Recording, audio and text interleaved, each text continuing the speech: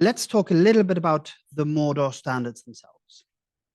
I'll start with a general introduction to those standards, and then Stefan will pick up where I leave,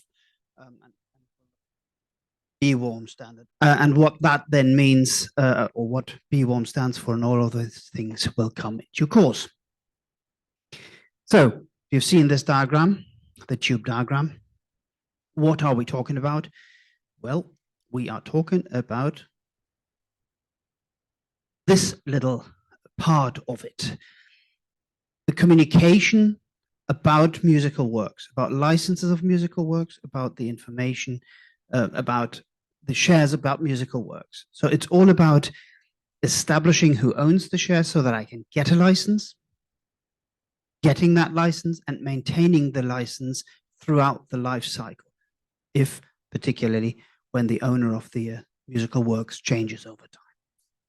So it's a communication that can either be from a record company or a DSP to an authorized rights society or a music publisher, either direct or via some kind of a hub.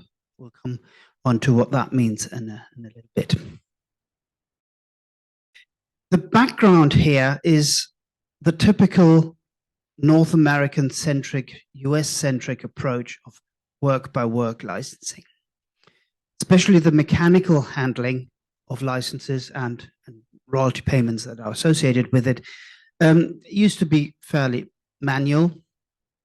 The more European approach of doing it via a blanket agreement and then accounting for what has happened afterwards using the sales messages and the claim detail message, as Mark has explained earlier. Well, that doesn't really work in this work-by-work world that this part of the world lives in. So we had to look at how do we support DSPs and labels when they want to get a license for a specific work, for a specific usage in a specific context. What do they need there? How do they get the information about who owns the work or who controls the work? And then getting the license and then maintaining that license. So that's the overall process. 3 stages, 3 standards. We need to identify the owners of a work. Here is a musical work that I want to put into my sound recording, and I want to make sure that when I distribute that, be it on a CD or be it online, that I know whom to pay, whom I get to ask for the license, and whom do I need to pay. Once I know that, for all the splits and shares that make up that musical work, I can then get a license, ask for a license, and hopefully I will get a license. And that license will then be associated with some kind of terms and conditions. All of that can be communicated in the message. Once I have the license in place, I can then, well, happily distribute my music, start paying royalties, hopefully equally happily. And then when the owner of the musical work changes, they can let me know that henceforth I need to pay somebody else. That's the letter of direction standard. That's also part of the suite. And because we are a standards body, we live and breathe abbreviations. We have MWN, MWL, and LOD. What do these things stand for? One is the Musical Works Right Share Notification Standard, MWN. The first version was published in 2016. We currently are in version 1.1. There's a very minor update between those 2 standards. And it's I wouldn't call it wide use, but it is certainly in use. As I said, that standard allows a record company or a DSP to identify who is the owner of the musical work, or the owners, plural, of the musical work. MWL, the Musical Work Licensing Standard, is a little bit newer. It's 2020, and it is in version 1.0.1, so that was a small bug fix that we had to do. Currently, there are very few live implementations. There are people in the process of exchanging sample files towards an implementation, but it's not in active use in anger, so to speak. Thank you very much, sir. And then thirdly, we have this letters of direction, which was published at the same time as the MWL standard. Arguably, there is more pressure to implement that one because the process of maintaining licenses is rather cumbersome today. Getting licenses, yes, also, but maintaining those licenses is cumbersome. So that standard published in 2020, and we are still in the initial version. Just to quickly understand the history there, you mentioned that MWL and LOD are under sort of planned implementation. Yes. Is this a similar structure as like we have the CCID and we're planning CDM to replace it? So is this replacing something, or is this brand new, fresh, don't have a replacement? It's all proprietary before this. There, as far as I understand, there are no standards whatsoever in that world. There are kind of agreements, industry agreements that indicate a common way of doing things, but sharing the information is fairly unstandardized and chaotic.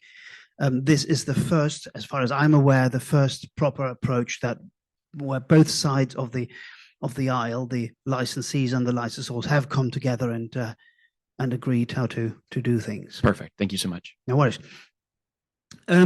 So what's a share? I guess most people know, but let me run that through as well, because it's kind of crucial to understand that a musical work is not one entity that you just have to deal with. Musical work is often split into multiple ownership bits. If you just look at a musical work that's been written by two different people, A and B here, and well, you maybe have it, one has written 3/4, one has written 1/4 of it. Each of those quite often have their own publishing houses. Maybe it's the same, but not always. And if it's not the same, then, well, those different publishers have a right to be remunerated, such as the writers have themselves as well.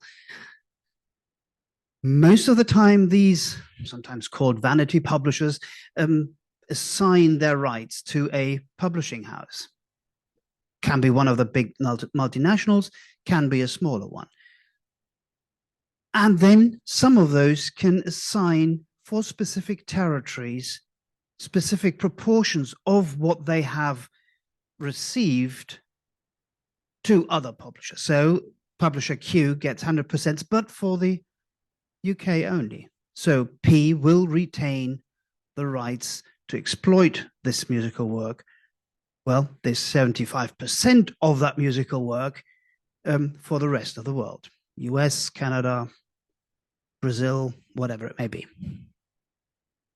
And then publisher B assigns 40% to R and 60% to T. And then maybe P also assigns 100% of the UK and 50% ex-UK to R. So all of those things happen all the time. And he who has, or she who has a license, needs to make sure that whenever they exploit the musical work, they need to pay the right person. They need to know who is the current owner, current controller of the distribution right share. So in order to license and share, you need to know who can license that share or who can collect the royalties based on that share. But you need to know that potentially based on who used to own that. So you need to have a trace back to the writer themselves. Who was the writer? Whom did they assign it to? Whom did they assign it to? Whom did they sub-license it to? Which country? And all of those things. So that's kind of the complication that exists here. And that brings me to 3 or 4 core terms that are essential to understand these standards. The licensing shares, who can license, who has the control of what percentage, in what territory, for what context to grant a license, who can collect, because there are, of course, cases where I can license something, But because of the peculiarities of my deal, someone else might collect some of the money, even though I did the licensing. And then there's the original publisher share, which was the publishing company that the whole thing was assigned to after the thing was written. And then you have the writer's share, which is obviously the manuscript share, whoever wrote the music. So step one, to find the owners of the shares. And that's done with a message called the musical work rights. I think there's a rights missing there. Rights claim request message. As the company who wants to know who owns these right shares, I need to have an inkling whom I want to contact. There is, unfortunately, not a central database that I can go to and say, oh, they own the stuff.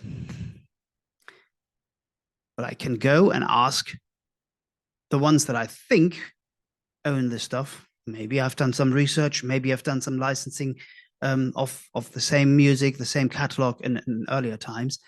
And then I can ask for a specific work, for a specific territory, for a specific usage or rights type, mechanical performing kind of. And hopefully I'll get a response back, musical works rights claim notification message, bless you, which includes then work, territory, usage, and percentage. How much of that work is now being covered? And not only does it include the percentage of the collection and licensing share, but it can also include the entire traceback to the writer. Doesn't have to, but it can include that information.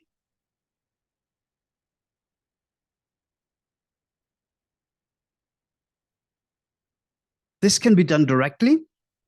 As I said, in many cases, there is no central database that knows who owns which rights to which musical work where. Or it can be done through some kind of a hub system. And we'll be hearing about hubs a little bit more later. But again, musical work, the claim request message asking the hub, hey, can you please let me know who owns this stuff? The hub can then forward basically that message to the publishers.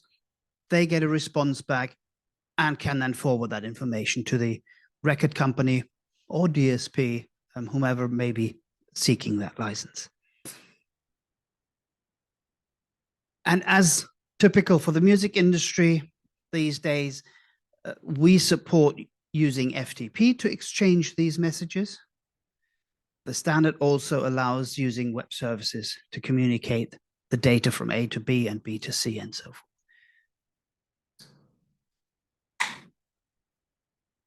Getting a license, these diagrams will now look very, very familiar. It's exactly the same, except that the message is different. Now, the prospective licensee will ask for a license. Hey, can I have a license, please? What's the work? What's the territory? What's the usage? Looks familiar, doesn't it? It's basically the same thing.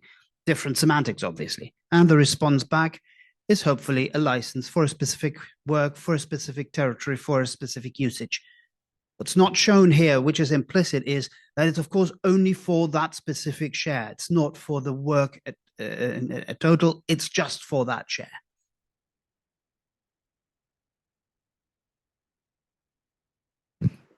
You can use that message to confirm a license if that license already exists. That's for things like, what's it called? Where the writer is at the label that issues the sound recording. Control composition, that's what it's called. So for control composition clauses where you already have a license or where the record company already has a license, but the specific terms of those control composition clauses and the confirmation that it actually applies for a specific license request, that can also be communicated using the MWL standard, which this is part of. And by the way, hub can work exactly the same. And then last but not least, you have this LOD message, the letters of direction message, which basically for a new licensor says to the licensee, hey, can you please pay me from now on I now own or control the collection shares, and can you please ask me for new licenses because I own the licensing shares. Typically, the new licensor,